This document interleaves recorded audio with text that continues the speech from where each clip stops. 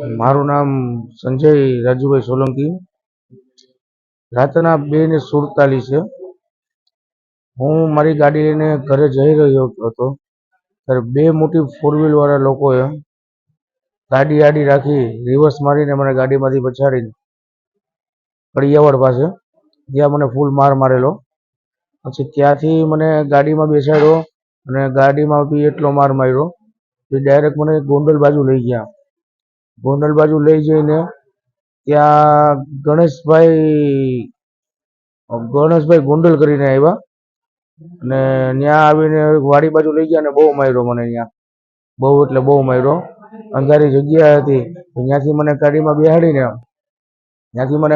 બેસાડીને ત્યાં ઘર બાજુ ઓફિસ રૂમ હતો એ બાજુ લઈ ગયા. ત્યાં લઈ જઈને મને નગ્ન કરવામાં આવ્યો. કપડાં મારા ઉતારીને મારા વિડીયો બનાવવામાં આવ્યો.